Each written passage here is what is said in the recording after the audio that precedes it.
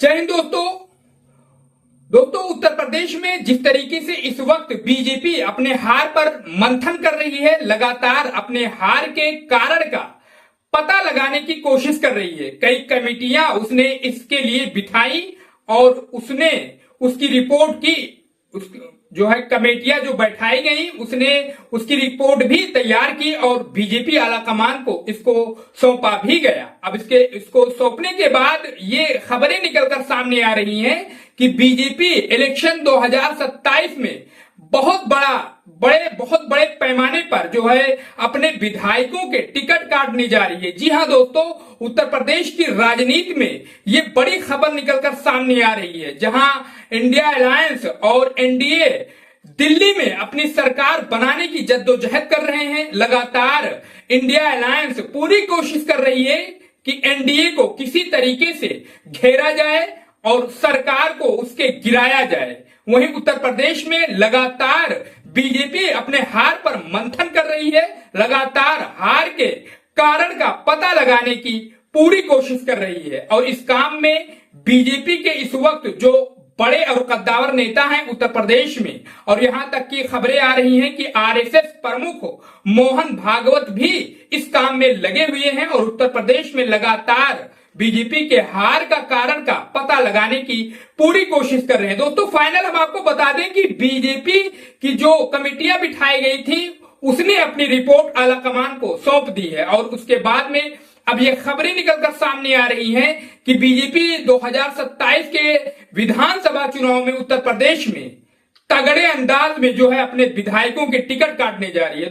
दोस्तों उत्तर प्रदेश में बीजेपी के हार पर एबीपी न्यूज के आर्टिकल में एक खबर के मुताबिक हम आपको बता रहे हैं कि लोकसभा चुनाव 2024 में उत्तर प्रदेश में भारतीय जनता पार्टी के पिछड़ने पर एक रिपोर्ट हाईकमान को भेजी गई है। इससे जुड़ी एक्सक्लूसिव जानकारी सामने आई है। दावा किया जा रहा है कि जिन विधायकों ने कथित भीतर घात करने वालों के खिलाफ एक्शन लिया जाएगा। दोस्तों अब इसमें यह कहा जा रहा है कि जिन विधायकों ने बीजेपी के साथ अंदर खाने धोखेबाजी की है, गद्दारी की है, उनके खिलाफ कड़ा एक्शन लिया जाएगा। लेकिन दोस्तों यहीं पर यह भी तो सोचा जा सकता है, यह भी तो कहा जा सकता है कि जिस तरीके से इंडिया अलायंस और समाजवादी पार्टी यूपी में जिस अंदाज में जीती है उसका डर कहीं ना कहीं बीजेपी को सता रहा है। क्योंकि दोस्तों अगर इस इलेक्शन 2024 के नतीजों पर अगर विधानसभा वाइज तरीके से देखा जाए तो दोस्तों इंडिया अलायंस यानी कांग्रेस और समाजवादी पार्टी मिलकर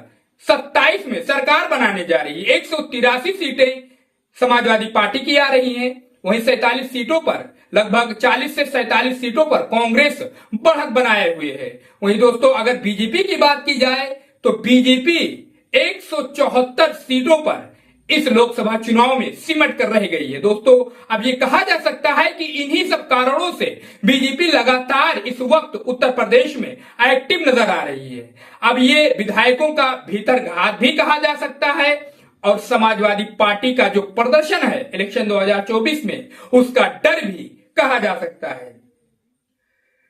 दोस्तों सूत्रों के अनुसार भीतर घात करने वाले बीजेपी विधायक भी नेतृत्व के रडार पर हैं, इस तरह से इस आर्टिकल में बताया गया है। आगामी विधानसभा चुनाव में करीब 100 बीजेपी विधायकों के टिकट करने के पूरे आसार नजर आ रहे हैं। ये एबीपी का जो है आर्टिकल है। दोस्तों जातीय समीकरण पक्ष में होने के बावजूद कई विधायक अपनी ही सीट नहीं जिता पाए। हार की समीक्षा कर रही बीजेपी की स्पेशल टीम ने प्रदेश नेतृत्व को अपनी रिपोर्ट और विस्तृत तरीके से अपनी रिपोर्ट सौंप दी है। साल 2022 में बीजेपी ने लगभग 80 विधायकों के टिकट काटे थे। रिपोर्ट में इस बात का भी जिक्र है कि विधायकों ने लोकसभा कैंडिडेट के खिलाफ माहौल बनाया है। इस तरीके से जो है उनकी जो रिपोर्ट आई है उसमें यह कहा गया है। दोस्तों कई विधानसभाओं में विधायकों की निष्क्रियता से भी पार्टी को तगड़ा नुकसान हुआ है। ऐसे विधायकों का पार्टी ने पूरा ब्यौरा तैयार कर लिया है। सहयोगी दलों ने भी विधायकों की भूमिका को लेकर अपनी रिपोर्ट दे दी है। दावा किया जा रहा है कि साल 2027 के चुनाव में इन बातों को ध्यान में रखकर ही पार्टी टिकट वितरण करेगी। दोस्तों वहीं यूपी में भारतीय जनता पार्टी को सिर्फ 33 सीटें मिली, वहीं समाजवादी पार्टी और कांग्रेस इंडिया अलायंस को 43 सीटों पर जीत नसीब हुई। बीजेपी को राज्य में 70 से ज्यादा सीटें मिलने का अनुमान जो है गोदी मीडिया दिखा रहा था लगातार उछल कूद करके, लेकिन दोस्तों उससे इतर उसे सिर्फ 33 सीटों पर ही जीत नसीब हुई। दोस्तों उत्तर प्रदेश में भारतीय जनता पार्टी को सिर्फ 33 सीटें मिली, वहीं समाजवादी और पार्टी और कांग्रेस को मिलाकर जो है उन्होंने 43 सीटों पर जीत हासिल की। दोस्तों 80 में से 80 का नारा देकर चुनाव में उतरी बीजेपी केवल 33 सीटों पर ही सिमट कर रह गई उत्तर प्रदेश में, जबकि इससे पहले दो लोकसभा चुनाव में 2014 और 2019 में बीजेपी को 71 और 62 सीटों पर जीत मिली थी, लेकिन 2024 के लोकसभा चुनाव में बीजेपी को बड़ा झटका लगा और पार्टी की रणनीति पूरी तरीके से फेल हो गई और बीजेपी अयोध्या में भी हार गई, जिनके नाम पर उन्होंने पूरे देश में वोट बटोरा था, वोट मांगा था।